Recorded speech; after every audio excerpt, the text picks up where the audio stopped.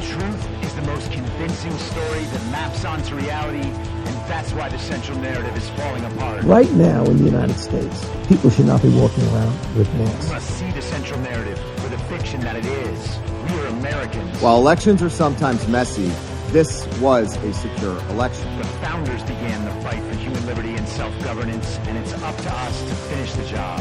I'll tell you what, we are in a truth emergency right now. This is the end game.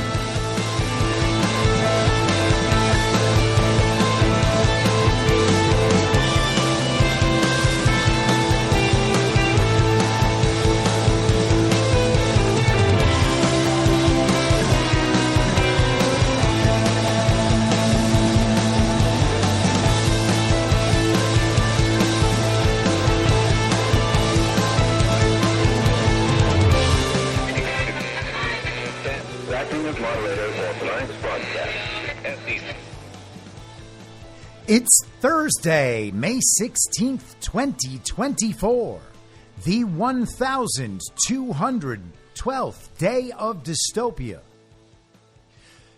I'm your moderator, Chris Paul. Let's be reasonable. A warm welcome and hello to all of you listening through a paid subscription at imyourmoderator.substack.com. You can become a paid subscriber for $50 a year or $5 a month, and in doing so, you will have an ad-free experience when listening. You will get to participate in the conversation over on Substack and join in the interactive live streams every Wednesday.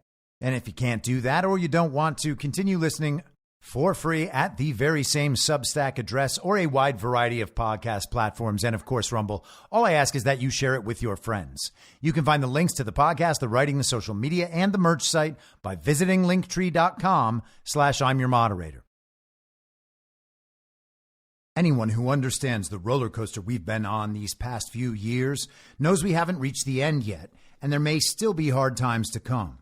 And as we add $1 trillion to the national debt every 100 days, we could be headed for some shaky financial times. If you're like me, you're figuring out how to diversify and make sure some seeds are planted for whatever may come. And that's one of the many reasons I think Bitcoin is part of our future. But it's not only about money. Bitcoin looks to be a critical part of the next generation of technology, communications, energy, verification, and even national defense. I'd encourage everyone to do their research and do it now. And if you're convinced of the likelihood that Bitcoin is an essential part of our future, then you'll need an on-ramp. I recommend River. River empowers you to grow your portfolio without any unwanted surprises and eliminates third-party custodians, putting you in control of your assets. Open an account with no minimum purchase requirement. You can get your Bitcoin journey started with just $1. Visit partner.river.com/reasonable to create your River account today. That's partner.river.com/reasonable. Now, I know that many of you out there understand the need to diversify assets, or maybe you're looking to protect your retirement savings, but you're not quite there yet on Bitcoin. And you feel better about precious metals? I get that too. I think going in multiple directions is wise, and I do that myself. And when it comes to buying precious metals, you want to be working with a good company. And that's why I've partnered with Goldco. Goldco is a 6-time Inc. 5000 winner, 2022 Company of the Year, and they've helped people like you and me place over $2 billion in gold and silver. And I have gotten silver from Goldco. And right now they're offering my supporters up to $10,000 in bonus silver while supplies last. Don't pass this offer up. Go to reasonablegold.com now. This is your opportunity to protect you and your family from an out-of-control government before it's too late. So don't wait a second longer. Take action today. Click on the link in the podcast notes or go to reasonablegold.com now and get your free gold kit, your free IRA kit. You'll be glad you did. So yesterday on the live stream, we talked a bit about the mostly overlooked fact that there were actually primary elections on Tuesday evening. We are in a time of totally illegitimate elections that are totally unverifiable and totally untrustworthy. And because of that, they're worth analyzing, not for their political outcomes, but for their narrative outcomes. We cannot presume that the quote-unquote winners are quote-unquote elected in any sort of real way. And when that's true, there's no point in talking about what the voters communicated via the ballot box. Now, lately, we've been hearing it consistently asked by mainstream media outlets of Republican candidates, will you accept the results of the election this fall? And the common response from Trump over the years, yes, I'll accept them if the results are free and fair, is beginning to be more acceptable, more palatable among Republican candidates. And now they're saying that. I would suggest that that answer simply is not good enough, and we should be pushing for a better answer. The answer is no, I will not accept these results, because these results are unacceptable under this system. Until the system is transparent, until the elections are held according to the law, and until the law provides a system that allows for the possibility of a legitimate election. And that's not what we have right now. We have a complicated, convoluted mess. It was made so complicated so that elections could be rigged. In every instance, the complicated election process is complicated in a way that diminishes the possibility of election integrity while ostensibly making it, quote unquote, easier to vote, so that more access is provided to the franchise, and any effort toward election integrity is reframed as an effort toward voter suppression, disenfranchising people who should be involved in the process. We can't have voter ID. We can't have the voter rolls purged. We can't make sure that voting is being done only by American citizens. We have no way of assuring that the proliferation of mail-in ballots and absentee ballots that are returned are actually being cast by the people whose name is on those ballots. The Uniparty, in charge of every aspect of our election process, allows the voter registries that have not been purged to be added to right up to and on the day of the election by outside groups. And that works in concert with weeks and weeks of early voting, allowing all of that incoming data to be analyzed and the efforts to create additional votes targeted at those names on the voter roll that are unlikely to vote in the election. The Uniparty controls the process at each and every step. And it's not just with the so-called elected politicians or the election officials or the election workers. They also have what they call public-private partnerships with outside groups, as I just mentioned, NGOs with direct access to each and every part of that process, from voter registrations to the sending out of ballots, to the harvesting of those ballots, to the casting of the votes, to the counting of the votes, and then to the Uniparty's lawfare apparatus to preserve the fraudulent results, and to the courts themselves. The system is completely and totally captured. Now, I'm not claiming it's a bad response to say, yes, I'll accept the results if they are free and fair. But that also implies the expectation that they will be free and fair, barring something else. And if Donald Trump wants to project that for some reason beyond my understanding, well, that's just fine, but it doesn't require the rest of us to. No one is a stranger to the idea that Donald Trump presents conflicting positions across a whole range of narratives. He is testing ideas with the general public, seeing what people en masse respond to. I've talked for a long time about how he does this. He A/B tests various narratives, various ideas. He gets the feedback, and then he moves in that direction while also encouraging people to consider new aspects of all of these issues. The mainstream media presents all of this as dishonesty or waffling or being willing to say whatever he needs to say at a given time to impress some group of people. But they also think that Trump is dumb as he mops the floor with them for the 9th straight year in a row. We are 1 month away from that, by the way. And they pretended masks worked and lockdowns were a good idea and that Joe Biden received 81 million real lawful American votes. So it's impossible to take that viewpoint seriously. They have never tried to understand Trump. They have never tried to understand Trump supporters. So why would we listen to their take on how Donald Trump communicates? Now, is there a chance that I'm wrong? Maybe Donald Trump just is a deranged liar who will say whatever he needs to say at a given time, but I really don't think so. If he wants to encourage people to vote and he wants to try to walk that tightrope between saying we know our elections are stolen, but also they might be free and fair, well, that's up to him. We don't have to repeat that. People keep saying, well, Donald Trump says it's too big to rig. Donald Trump says it might be free and fair. Therefore, we must vote. You're welcome to that position. But if you're going to adopt beliefs based only on Trump says so and absolutely nothing else, then aren't you committed to adopting all of the beliefs he's expressed, including both sides of the conflicting beliefs that he has expressed at different times?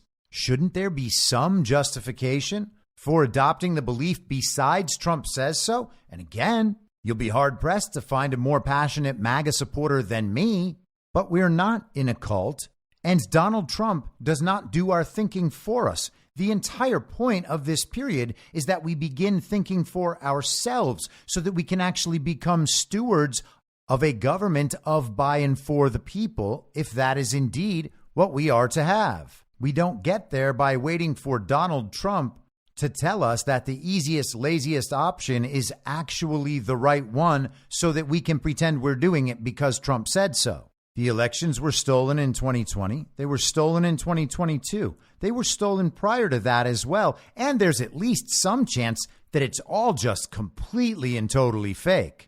The purpose of politicians in that scenario is not to represent the American people in a federal government. It's to represent the global regime as members of the Uniparty in telling all of us what we should support.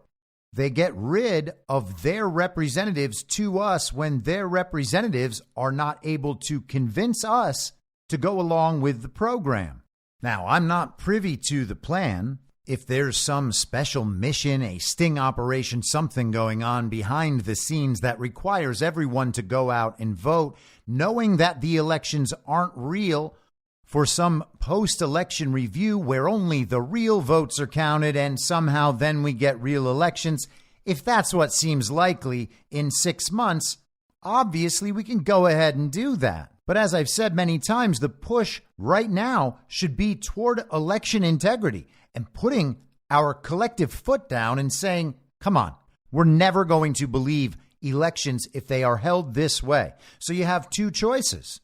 Hold them a different way, provide full transparency and accountability on our past elections, immediately vacate every decision, regulation, rule, law, etc., passed by all of these illegitimate representatives or involving them in any way whatsoever, then create a simple, transparent process for the elections, and then we can talk. Otherwise, your reported results in these elections will remain completely and totally unacceptable, and your illegitimate government will go unrecognized by the people. The answer, when the question is asked, will you accept the results of the 2024 election, should always be no. And it shouldn't be no with defensiveness and anger. It should be no while you laugh at the person asking. Of course, I would never accept the results of our elections in the state they're in. But our representatives can't do that because they were put into their position through that same election system. So instead, we have a bunch of people funneling us into participating in a process we know to be illegitimate in hopes that there is something secret and special going on behind the scenes that is going to allow us to fix things through elections. And again, I'm not blackpilling here. I'm not dooming. This shouldn't upset you. It's not better to pretend that our elections are legitimate, and if we just show up in great numbers for Trump, then all of this will be over and go back to how it was before. Politicians are not our leaders. They should never be our leaders. And I know that people will say, well, Donald Trump is our leader, and okay, but he is leading us to the point where we understand that we have to be the leaders. He is trying to lead us out of our status as subjects. But that's something we actually have to want. Otherwise, we're just stating we want Donald Trump to save us forever. And again, this isn't about Trump. I love Trump. I think Trump may well go down as the greatest American to ever live. If we are right about what these last few years have meant, then I think that's exactly what the history books will write. But if we want Donald Trump to accomplish the mission he has set out to accomplish, if he's going to drain the swamp and demolish the deep state and achieve retribution for the American people and defeat the Uniparty and set America on course to be a powerful sovereign nation, not the production center and police force of the global regime, then what we need to be doing is helping him fight these people. And we cannot fight the Uniparty by helping the Uniparty achieve its goals. Now, again, I think all those goals will be achieved. In fact, I think that they've already been achieved. I think all of this is baked into the cake. I think that we are just watching a public disclosure of things that have already happened for the most part. I think we're also being shown a series of different stage plays to distract us or obscure the true meaning of events that are playing out in real time. But at some point, that part of the process is over and our role begins. We have to accept the responsibilities of being sovereign individuals, which means the answer to the question, will you accept the results of the 2024 election, is no. The answer is no. Of course, I won't accept those results unless the process is the way I just described and the results will be transparently audited and confirmed to the last minute detail in front of absolutely everybody. And no one will be inaugurated. There will be no congressional term that begins, no presidency that begins until that happens. Why would we empower any of these people to represent us in any way? Do you need more updated rules? Do you feel like the one thing your life needs is more rules? Because that's basically what you're voting for at this point. More rules 2024. And why not add in, hey, more taxes 2024 as well? Maybe more wars 2024. More fake news 2024. More censorship, more propaganda, more political persecutions. Let's do it. This is the Uniparty agenda. And you think, but we're not supporting the Uniparty. We're supporting good Republicans. Okay. Which ones? Which ones talk about our stolen elections? Which ones talk about the problems with our currency? Which ones are communicating to their constituents the substance of the real issues in this country? They're not even talking to you about the illegitimacy of your own government. Now, again, this isn't doomy. This isn't blackpilling. This shouldn't scare you. These are just the things that we are supposed to be learning throughout this time. If we have been given this second chance, this opportunity to revive the American experiment, even if everything we were taught about it was a mythology disseminated to convince us that we are far freer than we are, it doesn't mean that's out of reach. What's happening here is happening worldwide, and it's happening at the same time. And as far as I can tell, nothing like that has happened in history. We are convinced by the propaganda, aided by the censorship, and all of that layered on top of the incentive and punishment structure within the party of false decorum, that the power of the regime is too all-consuming to ever be defeated. I think we're beginning to see that's not true. But the creation of the opportunity is not the same as the creation of the reality. And as we discussed on Tuesday, ultimately the choice will be yours. I can envision a scenario where for at least some time, two parallel paths are running alongside one another. And in some sense, I think that's already happening. But maybe an easy way to see it would be with whatever form our currency takes going forward. Now, I don't deny the possibility that Donald Trump has protected the U.S. dollar in some way long term. But let's leave that aside and focus on a simple binary. We know that the Great Reset agenda calls for a central bank digital currency, which would, of course, be centralized, governed by the central banks, and subject to whatever level of control they choose to exert. Whether your access to money, for instance, is attached to a social credit score that factors in the things you buy at the grocery store or the things that you search for on the internet, or say in private company that your phone just happens to pick up and the algorithm happens to analyze, and whoops, your access to money is now cut off for 7 days. And then alternatively, you have something like Bitcoin, something decentralized. And this isn't a pitch for Bitcoin, but the idea being that one of them is the regime plan and one of them is your alternative.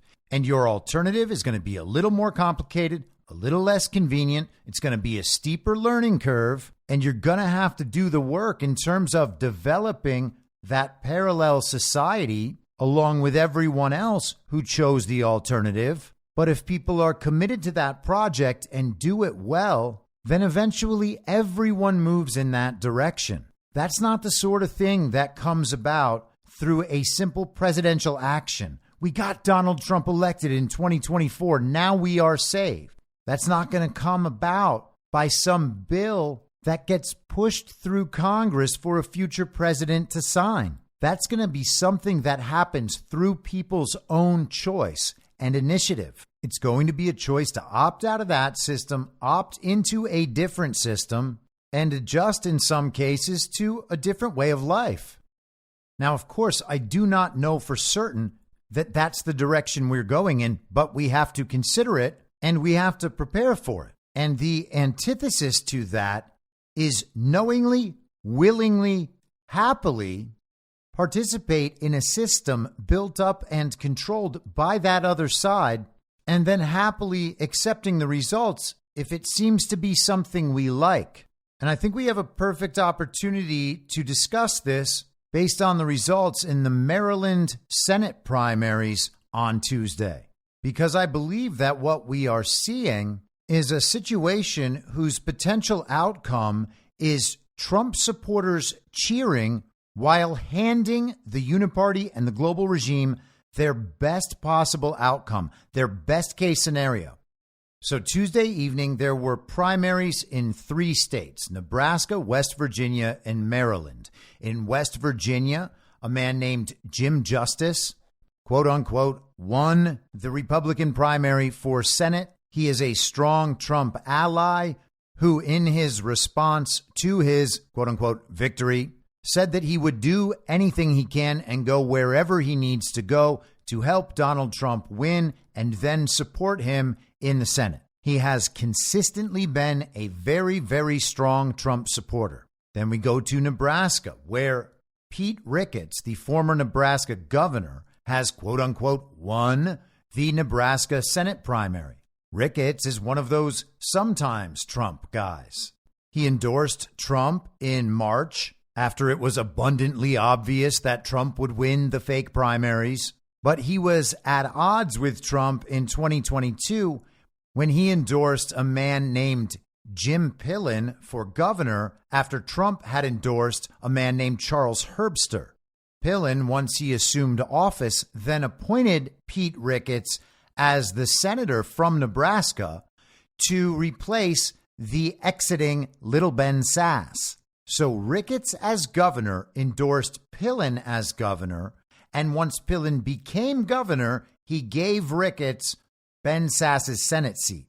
The other Nebraska Republican incumbent, Deb Fischer, who is a Mitch McConnell ally, won her primary as well. Here is the Associated Press on Monday describing the political situation with the Nebraska GOP ahead of Tuesday's primaries.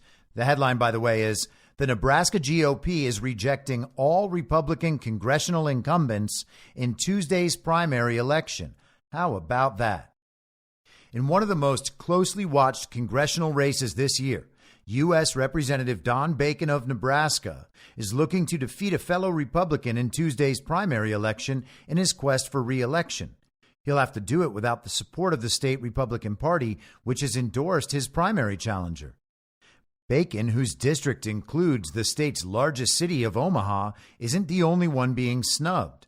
The Nebraska GOP, which was taken over by those loyal to former President Donald Trump during a contentious state convention in 2022, has refused to endorse any of the Republican incumbents who hold all 5 of the state's congressional seats. The state party has endorsed primary challengers to U.S. Senator Pete Ricketts and Representative Adrian Smith, who represent the state's vast rural 3rd congressional district. And it has declined to issue endorsements in the primary races of Senator Deb Fischer and Representative Mike Flood, who represent the 1st congressional district that includes the state capital of Lincoln. Both Fischer and Flood face primary challengers who entered those races after the Nebraska GOP announced its endorsement decision in January. It's an oddity that lays bare the bitter divide between Trump loyalists who control the Nebraska GOP, as well as several county Republican parties and the more establishment-type Republicans who were previously at the helm, said John Hibbing, a longtime University of Nebraska-Lincoln political science professor. Ooh, a professor. Gosh, you must know everything about politics.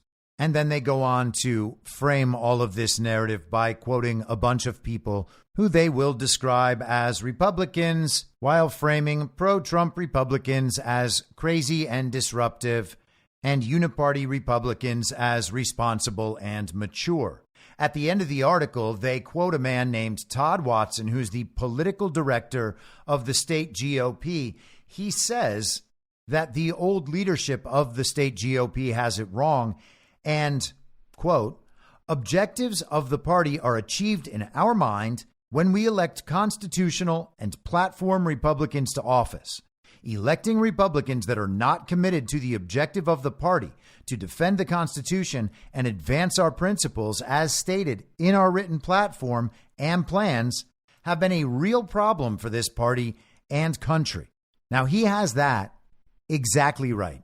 And the result of the primaries in Nebraska is that all of the establishment Uniparty preferred candidates, quote unquote, won. Are they going to represent the wishes of even Republicans in Nebraska, much less America First or MAGA supporters? There's no reason to believe that they will.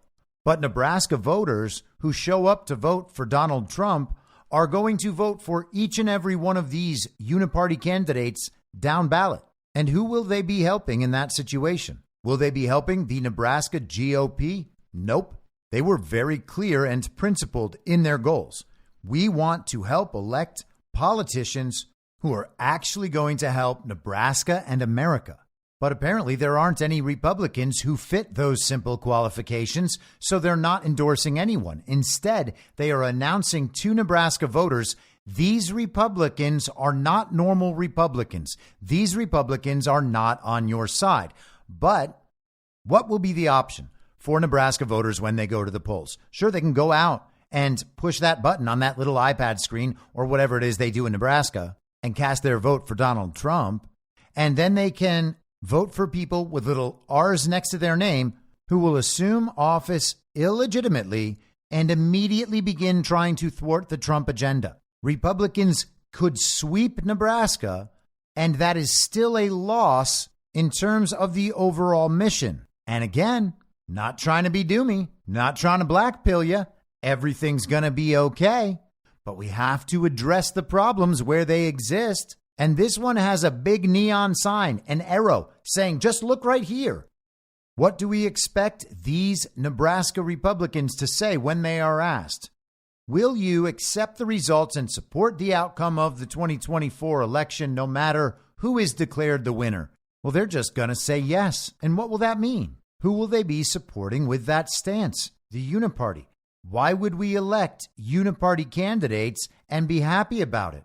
Why would we elect Uniparty candidates and think that we are helping Donald Trump? If Donald Trump is indeed the leader who you are following, why would you want to make it harder on him? And for that matter, why are we still allowing Republicans around the country to gaslight us while calling Donald Trump a liar about whether or not our elections are stolen when we can tell all they are trying to do is support the system that steals our elections. The battle, as I said yesterday, is not Republicans versus Democrats. It's MAGA versus the Uniparty. We have to stop strengthening the enemy. The system designed by the enemy is a system that is specifically designed to enhance their power and control at all times. Our participation does that.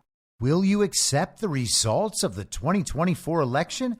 Hell no, I'm not going to accept those results. I have absolutely no justification for accepting them, and you cannot wield any sort of emotional pressure on me, tell me that I am tearing down our democracy. No, stolen elections tear down our democracy. So I will not accept the results of the 2024 election unless they are held in a transparent fashion under very strict terms and they are fully, forensically, transparently audited in front of everybody on very strict terms. And if you can't meet those standards, then I will loudly proclaim the illegitimacy of the government in any forum imaginable and will encourage others to do the same so that even if you want to steal all of the elections, doing so will give you no additional power. And you think, okay, I'm sold, but normies would never go for this. I don't care what you think normies will go for right now. We are 5.5 months out from the election. We have 5.5 months to push an American agenda. We don't have to listen to what the TV tells us and play within those boundaries. We can talk about what we want to talk about and make the points that we want to make. You find yourself around the water cooler with some friend who thinks he's based and wants to talk about the protests on college campuses. Be like, come on, man, that's a little dumb. And when that person gets upset that you don't want to talk about what he saw on television, remind him that he thought Joe Biden really received 81 million real lawful American votes and move on. And say, come on, guy, I don't care what you saw on TV. I get that you're mad at Democrats. But let me raise you one. Establishment Republicans are so useless that their own state parties won't support them anymore. And it's not like Nebraska is the only place where this is happening. Liz Cheney did not get her party's endorsement in Wyoming. Lisa Murkowski, I think it was 2022, did not get her party's endorsement in Alaska.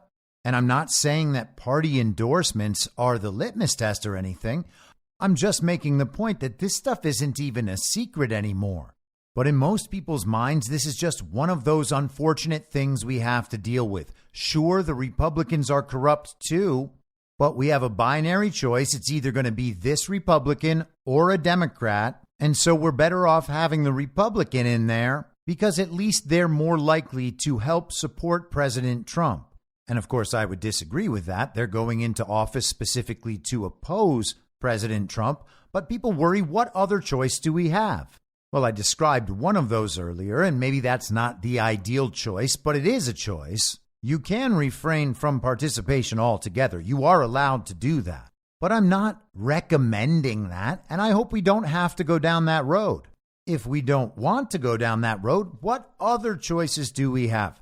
Well, we can make it clear to absolutely everyone that the results will not be accepted without full transparency and the simplest possible process, and then full transparency in a forensic audit process after the fact with full accountability for everyone who attempts to manipulate the outcome of this election and anyone who's done it in the past.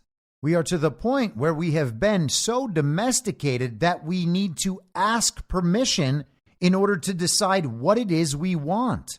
These people are supposed to be our representatives. We make demands of them.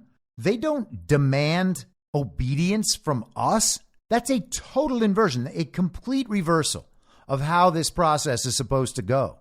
And we are scared of asking for too much. What are they going to do?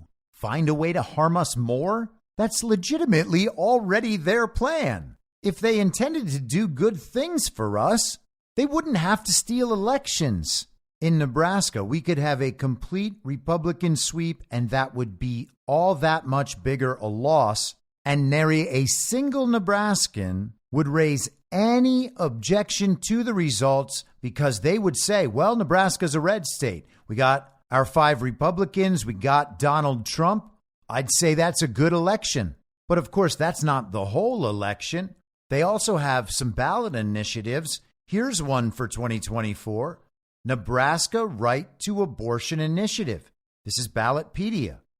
The Nebraska Right to Abortion Initiative may appear on the ballot in Nebraska as an initiated constitutional amendment on November 5th, 2024.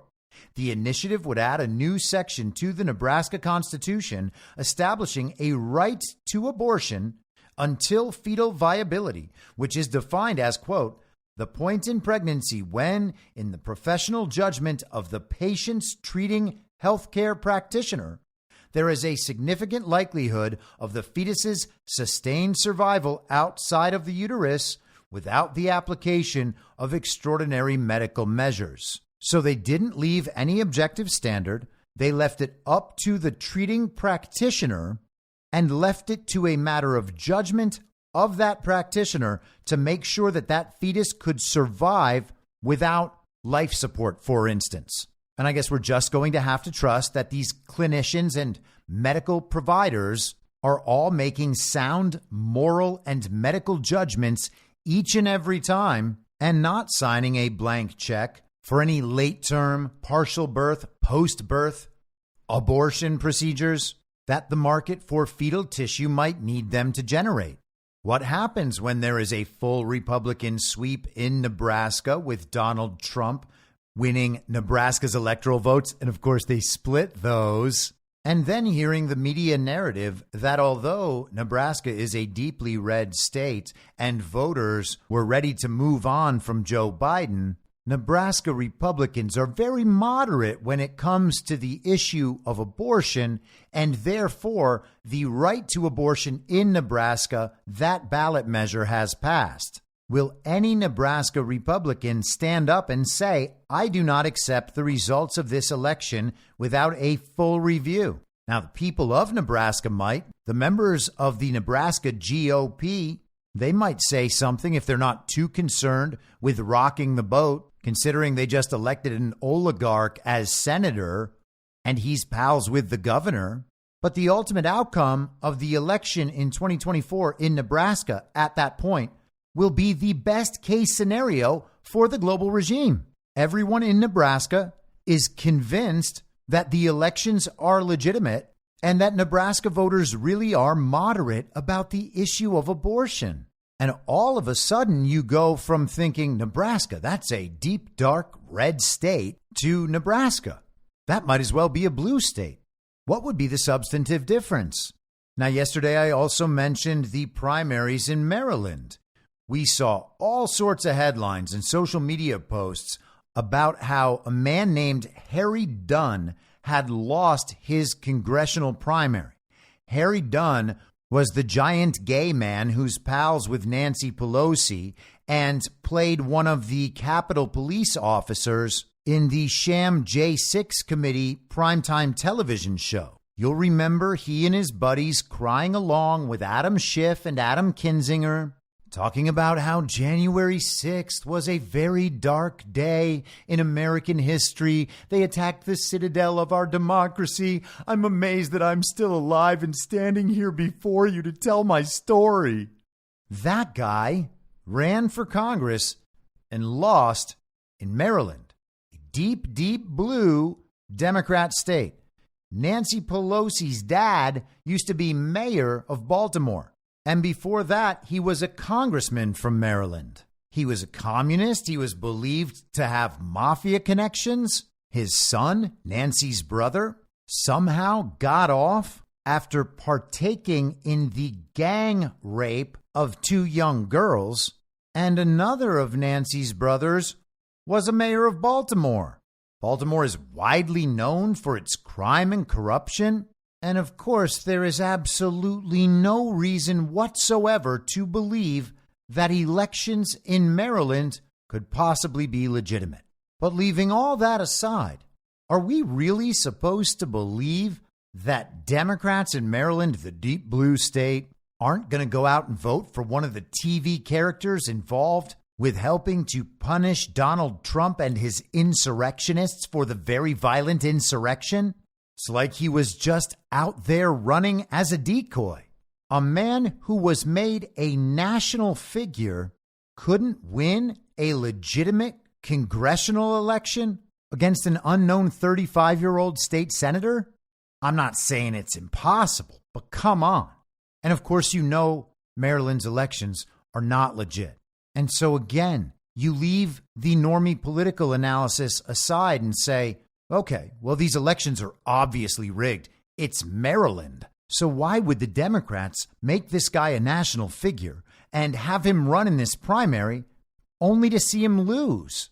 And your answer, of course, on Tuesday night popped up all over your social media and on the front pages of these supposedly conservative websites.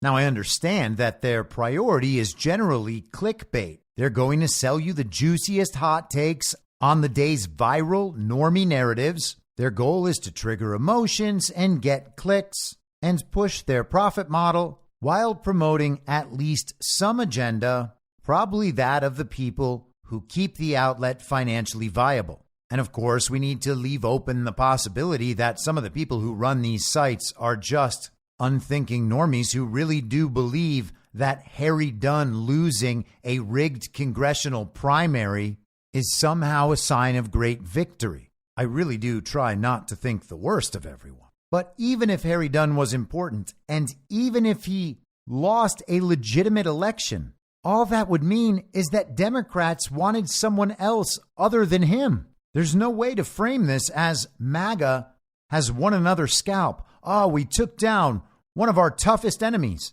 No, we didn't. Democrats would have just selected someone else, and that's all. Harry Dunn is nobody. He's an actor. He's a clown. But in the joy that standard issue villagers on the Uniparty Right take in celebrating the rigged primary loss of Harry Dunn, what they do is reinforce the preposterous notion that Maryland's elections are capable of yielding a legitimate outcome. The Uniparty just used a guy who acted in the January 6th sham committee primetime television show to convince people that Maryland's elections are legitimate, and people on quote unquote our side are celebrating. I mentioned this yesterday on the show. I'm not making fun of you. If you took a moment to celebrate that, I know he's a clownish figure, and some part of us likes when clownish figures are punished in some way. This felt like that, and that's all you thought about it. All good. But we have to move past that. How easy is it for them to just give Harry Dunn some money, tell him to show up at 10 campaign events, and then use him to frame the quote-unquote winner as popular and up-and-coming Democrat candidate while they convince Republicans in Maryland and around the country that Maryland's elections are good?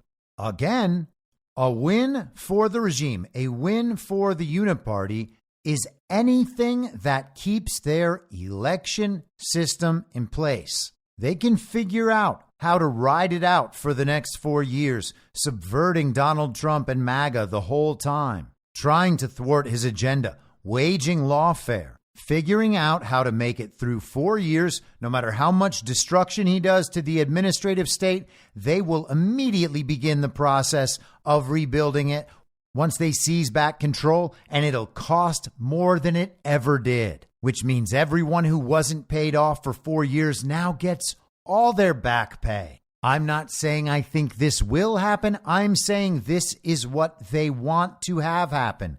This is their best case scenario at this point.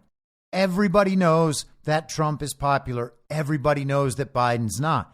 Everybody knows that Trump's policies were popular. Everybody knows that Biden's aren't. If they know Trump is inevitable, their best move is to give us Trump as hard as they can. not by promoting Trump. They will still try to undermine him at every turn because that's what his next 4 years in office would be like. But by accepting his inevitability and his superiority to Joe Biden while arguing for divided government so that rigged and stolen elections down ballot, including all of those abortion and other ballot measures, will be seen as a totally believable result that not only pacifies all those people who have been mad for years at Joe Biden and the Uniparty, but also preserves their election system for the future. If this sounds convoluted or conspiratorial or unlikely or outlandish, it's not. It is a simple conclusion to draw, understanding all the parts of their election and narrative process. They prepare for themselves multiple paths that will all eventually lead to the enhancement of their agenda, and they don't care which one you walk down. In the narrative delivery, they just sell one side is good and one side is bad, and then they flip them whenever they need to. They'll promote the thing they were trying to discredit and discredit the thing they were trying to promote. It doesn't matter as long as you stay somewhere within the controlled opposition dynamic, because at that point, you're not going to do anything that will shift them off course. People might remember a woman named Kimberly Klacik from back in 2020. She was the young, attractive black woman who was running for Congress in Baltimore. She ended up losing. Well, she just won on Tuesday with an endorsement from Vivek Ramaswamy. Now, I'm not telling you what any of that is supposed to mean, but I do know that she will make some national news, despite there being absolutely no reason to believe that she won a legitimate election, which brings us to Larry Hogan, Lockdown Larry, the man who was governor of Maryland throughout the very deadly pandemic. He just won the Republican primary for Maryland Senate, hoping to replace outgoing Democrat Senator Ben Cardin. Let's go first to the Washington Examiner, which, by the way, used to be a quote-unquote conservative outlet. Now it is just the most normie mainstream garbage imaginable. The Washington Examiner, by the way, is owned by Clarity Media Group, which is owned by Phil Anschutz, the son of Fred Anschutz, who started Anschutz Entertainment Group, AEG. They own professional sports teams and arenas, as well as music festivals like Coachella and Stagecoach. Phil Anschutz is said to be the 45th wealthiest American. So this, ladies and gentlemen, is your conservative news media. Washington Examiner is a billionaire-owned publication that does not have the option of attempting to represent the views of the American people. Instead, they produce content that affirms the false reality that best fits the agenda and goals of its owner. But since we are discussing uniparty elections and a uniparty Republican, we might as well get the uniparty's point of view. So this is from Tuesday evening in the Washington Examiner. Larry Hogan glides to victory in GOP primary for Maryland Senate seat. Larry Hogan won the Maryland Republican primary for U.S. Senate on Tuesday, beating 6 GOP opponents that proved to be little competition for the former two-term governor. The Associated Press called the race for Hogan at 8:38 p.m., less than an hour after the polls closed in Maryland. With only a quarter of the ballots counted, Hogan led with 68% of the vote. They said the Hogan brand of politics was dead, he told supporters gathered for a victory party in the state's capital after entering the stage to the tune of the Rocky theme song, Gonna Fly Now. Well, once again, we proved them wrong. Hogan will face Prince George's County Executive Angela Alsobrooks, who won a competitive Democratic primary against David Trone in the November election. Known for his staunch dislike of the former president, a senior Hogan campaign advisor said Tuesday night's primary victory will, quote, give hope to a lot of people across the country who want to see the Republican Party move past Trump, end quote. Hogan's most serious GOP challenger, perennial candidate and former Maryland House member Robin Ficker, vowed in ads to stand with Trump and repeatedly whacked Hogan for his criticism of the Republican presidential nominee. Despite Maryland's deep blue voting habits, Hogan has catapulted the Old Line State Senate race to one of the most closely watched in the country and presents Republicans with an unexpected opportunity to flip a seat they once considered out of reach as they try to knock Democrats from Senate majority control. The open Senate seat is currently held by longtime Senator Ben Cardin, who is not seeking re-election and is retiring from Congress at the age of 80. Hogan has leaned on his centrist political messaging and critique of Republicans and Democrats in Washington throughout the campaign as he's tried to woo voters of both parties. The voices of the exhausted majority are often ignored in deference to the demands of the loudest and angriest few who seem hell-bent on tearing America apart, Hogan said. Like you, I am completely fed up with politics as usual in Washington, where the politicians on both sides seem to be more interested in attacking each other than in actually getting anything done for the people they represent. Now, can you detect the narrative seeding in that article? Here it is. Despite Maryland's deep blue voting habits, Maryland, deep blue state, gonna vote Democrat no matter what, unless something exceptional happens. Hogan has catapulted the race to one of the most closely watched in the country. What? Trump is the dominant Republican in the country. He is dominant everywhere in the country. No one who wants that also wants Larry Hogan. This is not a national race. This is a stage show that will be promoted nonstop to convince America that the electorate is something other than it is. Remember, Larry Hogan, among all Republicans in the country, was probably the most committed to the COVID agenda. He was routinely being embarrassed in public by the people of Maryland. The man is loathsome, and he is loathed. But what are you getting? You're getting Glenn Youngkin 2.0. And Hogan is even worse than Glenn Youngkin. Let's keep going. He presents Republicans with an unexpected opportunity to flip a seat they once considered out of reach as they try to knock Democrats from Senate majority control. So not only will Larry Hogan be framed as what Republicans really want, a responsible Republican who can make bipartisan progress, a new way of doing business that helps Republicans move on from Donald Trump, like Ron DeSantis or Nikki Haley or Glenn Youngkin or all of the other people that they trotted out there as potential Trump alternatives that were roundly rejected and damaged their careers in an attempt to take Trump's position. They say he leaned on his centrist political messaging and is focused on trying to woo voters from both parties. So he will be a unity candidate. And then, of course, ideally, they would set him up for a presidential run in 2028, where Democrat Governor Wes Moore would probably give it to his current 2024 opponent.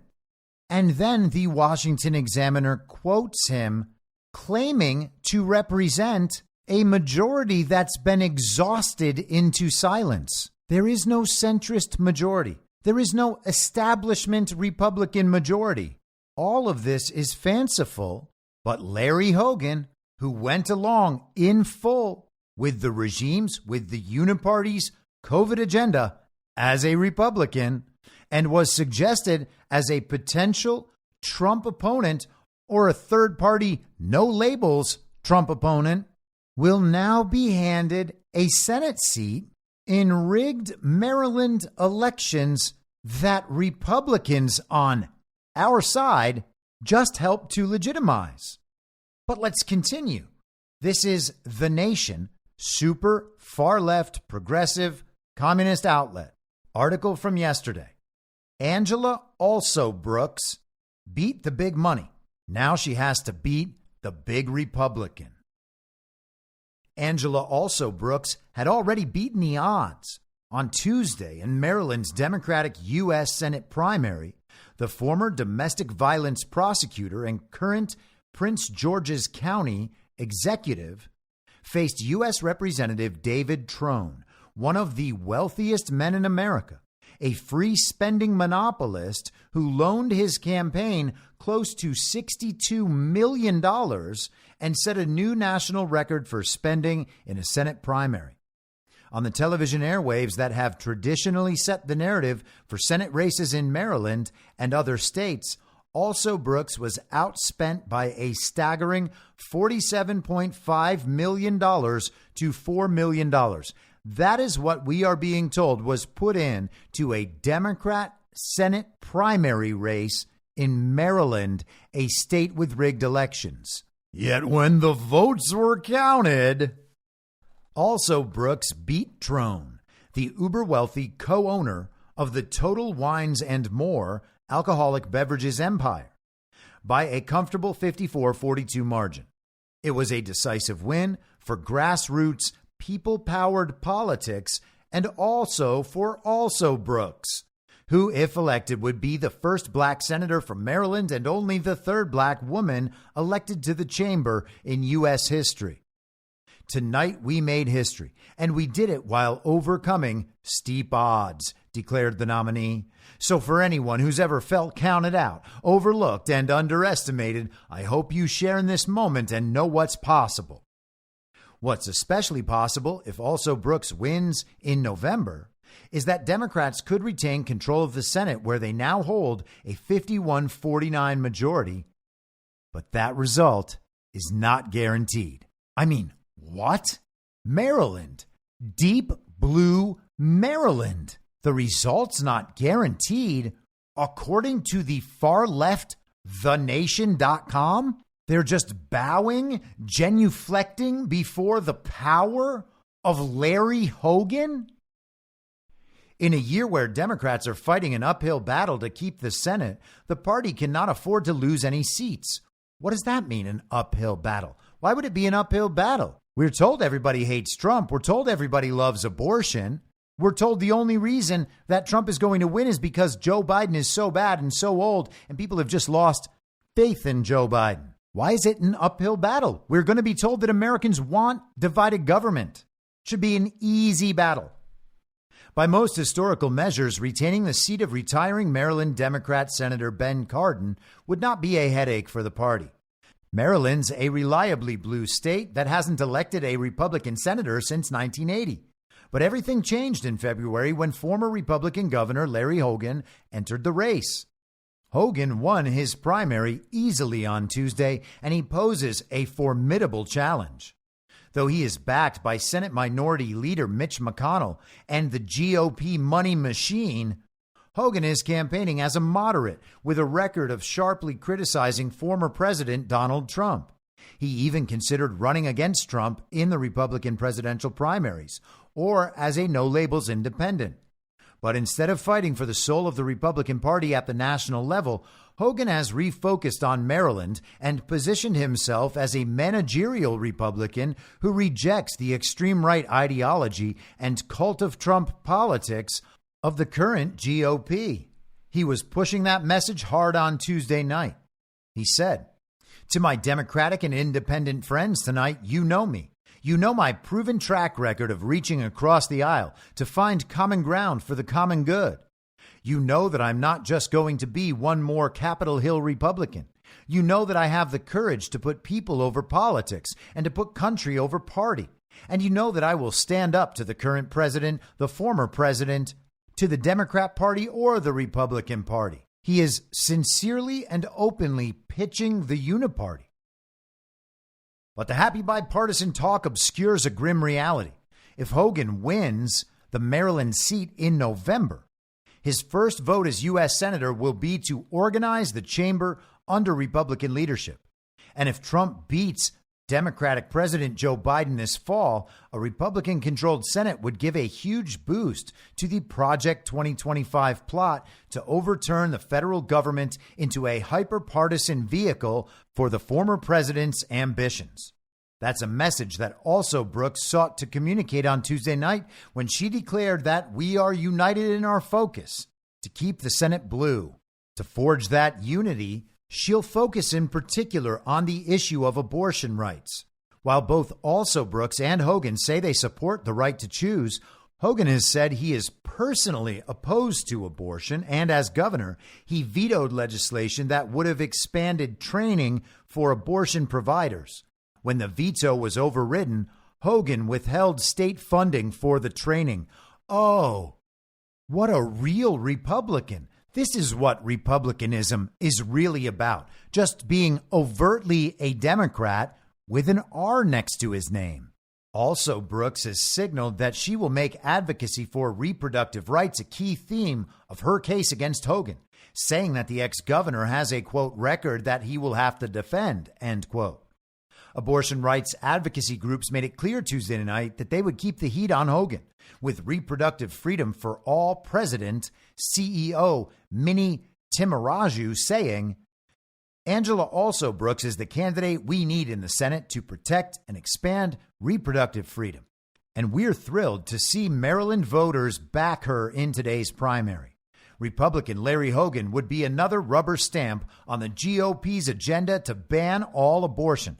That's not even a real part of the national agenda. And Larry Hogan would have no say on the issue in Maryland. This is only true in the false reality. This has no attachment to a discernible reality in Reality Prime whatsoever. Larry Hogan will not even have the opportunity to affect abortion in his position as Maryland senator under a Trump presidency. The communist tool of the fetal tissue production industry goes on. We can't let him anywhere near the Senate, and that's why we'll continue to mobilize our members to make sure he never has the chance. Hogan has won big before in Maryland, however, so this will be a fiercely competitive race. National Democrats know they will have to move resources to the state, and Maryland Democrats will have to be united, something that has not always been the case in past races against Hogan. But U.S. Representative Jamie Raskin, an early and enthusiastic supporter of Also Brooks, thinks the reality of what's at stake nationally will clarify what's at stake in Maryland and unite Democrat voters behind their nominee. We have a very politically engaged and sophisticated electorate in Maryland, says Raskin. People understand that it might be one thing to have, a vaguely moderate Republican governor. But to send a person like that into the Senate is just to put another brick in the wall of the MAGA Republican Party behind Donald Trump. Larry Hogan and the Uniparty have Jamie Raskin and abortion advocates trying to build Larry Hogan up in the eyes of Maryland Republicans. That's how pathetic Larry Hogan is, and that is how orchestrated these situations are. This Senate seat is Larry Hogan's reward for implementing the COVID agenda and being anti-Trump. Consider what we're being told and consider the likely outcome.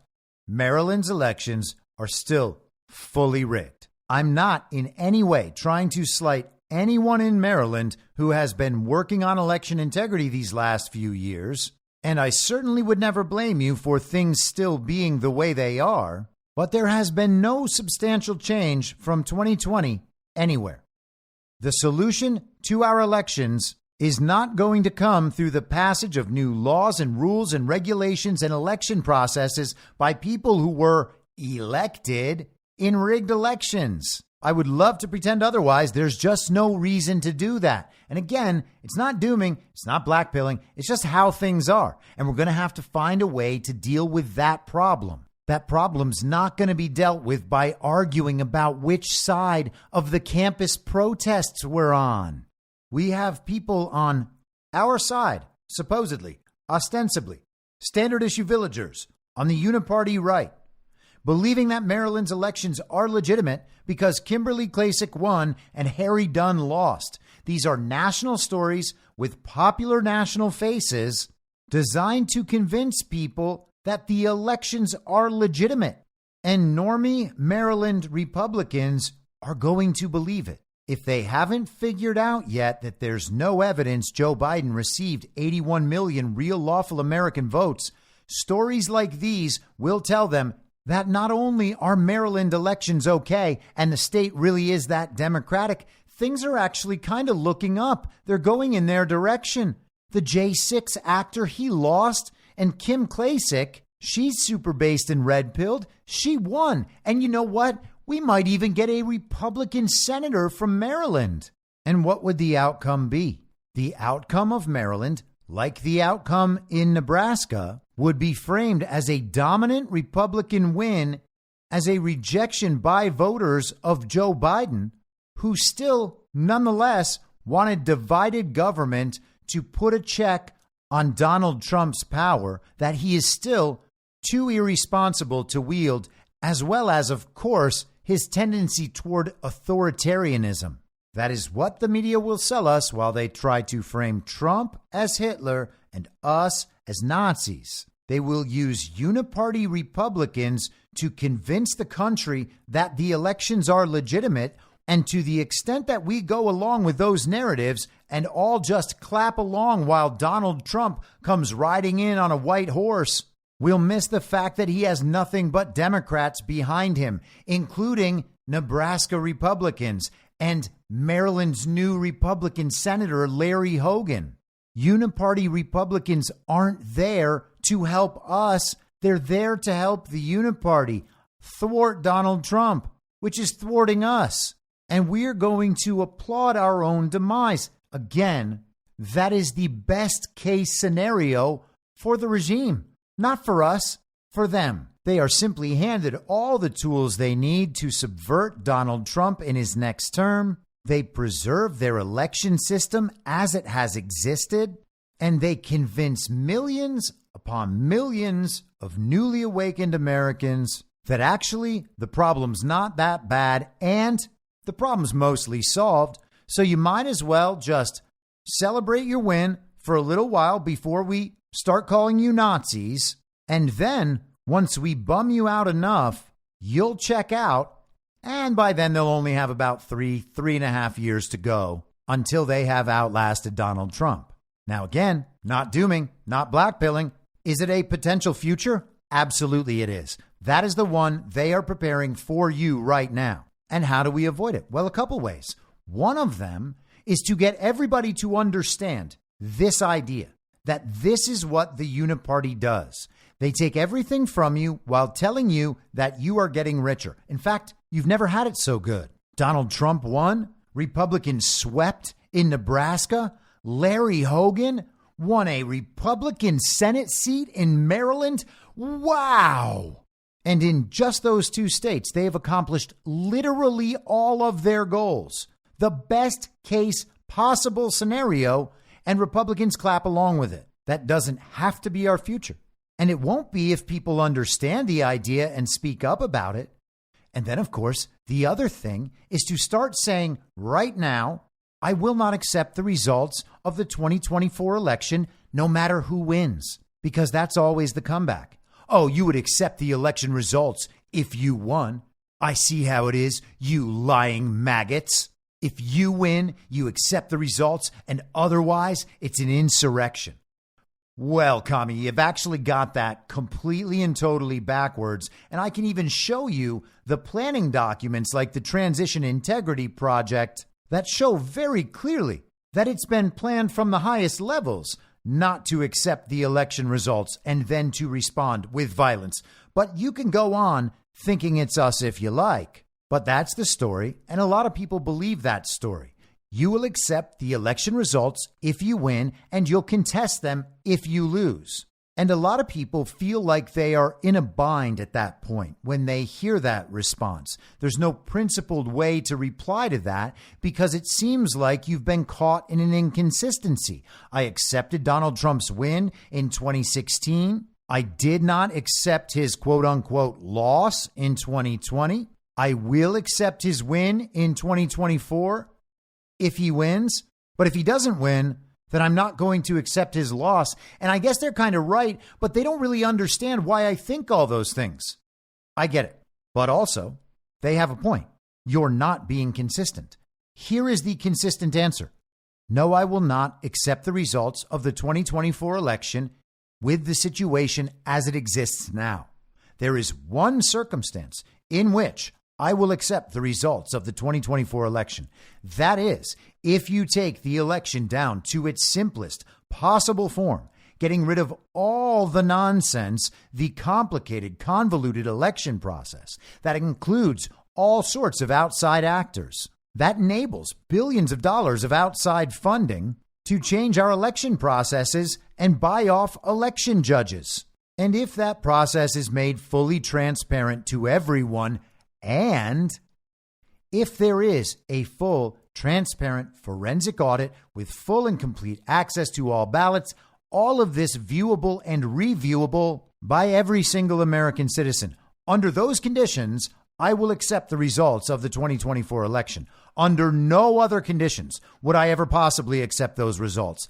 That is an entirely consistent position. If they want to badger you about 2016, you simply say, well, if in 2016 I knew what I knew now, I would have the exact same position as I do now. But since I didn't have that option back then, because I didn't have the knowledge of how corrupt things were back then, I have to go ahead and start this now, which I will do, because I didn't know it in 2020 either. I actually think that Donald Trump should be messaging this. I think he should lead this charge and say, no, I will not accept the results of this election, no matter what they are, until they are fully reviewed forensically in front of the country with full transparency. Trump should take this position before the election. He should take it if he wins. He should take it if he loses. There is no reason to wait on any of this until after the fact. And again, I don't think Trump is the problem. I think Trump's messaging is intentional. We were fully warned in 2020 about what to expect. I have absolutely no doubt whatsoever that he has evidence of all of that. And I hope to see that play out in the future and for us to see all that evidence. But in the meantime, while he gets asked this question, and everyone else does as well, the answer should simply be, no, I will not accept the results. Make the elections simple, make them free and fair and open so everyone can see, and then allow for a full auditing at every level, no matter who is announced the winner, and hold accountable all of the people who attempted to rig it in any way, great or small. And once we've finished that process and can form a government, then we should immediately begin reviewing everything that has happened prior, every single election and every single law that has been passed by those people who were not legitimately elected. Take it all the way back down to the Constitution. I believe Trump has the evidence that our elections are stolen. I do not believe he is lying in his claims about our rigged elections. Therefore, he should have no fear in pressing this case as hard as he can. And whether he does or not, we need to. Because if we spend all our time trying to get people to vote for Trump in a rigged election and elect Republicans in a rigged election who are actually just members of the Uniparty and might as well be Democrats, then we are providing our enemy the best case scenario, and we are making it impossible to then say these elections were clearly rigged and now they need to be reviewed. My position is not radical. This is not threatening to tear our country asunder. I'm not going to cause people not to show up for Donald Trump, causing Donald Trump to lose, as if that would mean anything at all. This is the way to convince people we are serious. We understand what is happening in these elections. Yes, we have seen the evidence. If you viewed it yourself, you would agree with us. And when you hear us clamoring for a review of these elections after the elections, you will know why. We will not have to explain. We will not have to be inconsistent about anything. We will have been saying it for months and months and months. No matter who the winners are announced to be, the election must be reviewed in a transparent fashion. Because what are we going to do? Hear Trump announce the winner? Nebraska sweeps with Republicans. Larry Hogan wins a Republican Senate seat in Maryland, and then begin saying, you know what, we really should review these elections. I mean, sure, we got everything that we wanted, or at least that's what the TV said, but we should still review them anyway. Who's going to support that? Trump would have to start the momentum on his own with all of those newly inaugurated Republican senators and congressmen, state officials, empowered by the Uniparty, elected in rigged elections, contesting him each step of the way. And what do we expect Democrats to do if Donald Trump is announced the winner? They're going to claim that the elections are rigged in Trump's favor, and that's how Larry Hogan won in Maryland. But they won't want to review it because they've convinced themselves that contesting the results of an election is tantamount to insurrection. They don't want to be seen to be doing that. So they will just suggest that Trump is illegitimate and others are illegitimate, but they won't ask for review. They'll talk about living to fight another day. They have too much respect for their democracy. Where will our leverage be to ask for audits and transparency when the people who, narratively speaking, lost the elections don't want them reviewed? It's not a radical statement. It is a minimally acceptable standard. It's not only the right solution practically and narratively, it's a principled solution that you can morally defend. In fact, it's a really easy defense to make. You're arguing for fully transparent elections with a simple process that everyone can verify so that the people don't have their voice robbed from them. This is as easy as can be, and this will be a popular idea. The only people who wouldn't gladly go along with this are the ones who benefit from the cheating, or those who have denied that there is cheating for the last 3.5 years. And who would those people be supporting? On whose behalf would they be making the case that Joe Biden actually received 81 million real lawful American votes?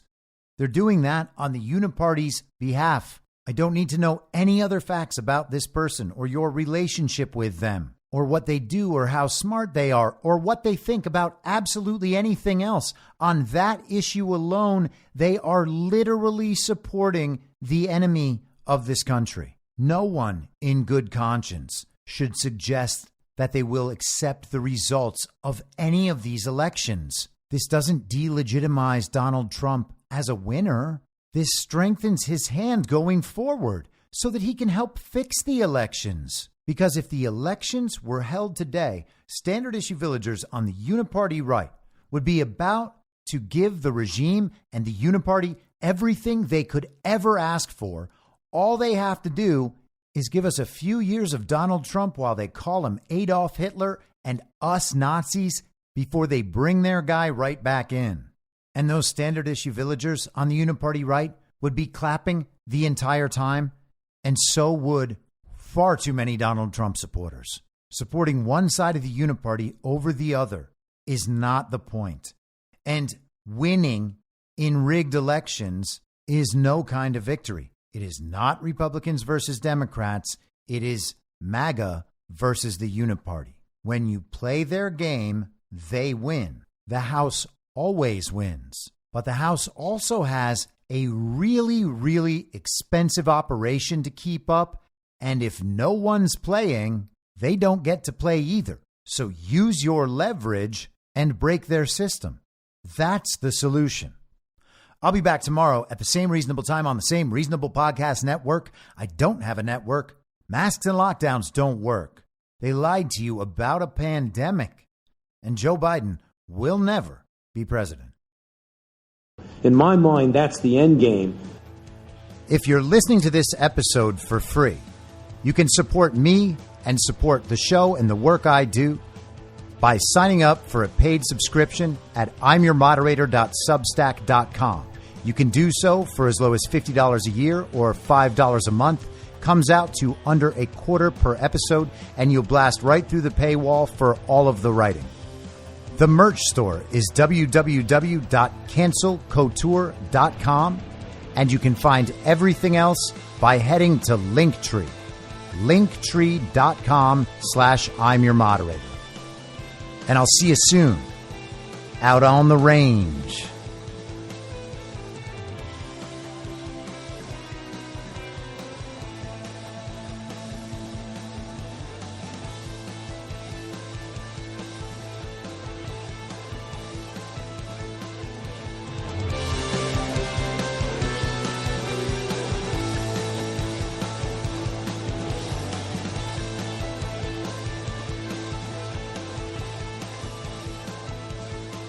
It's hell!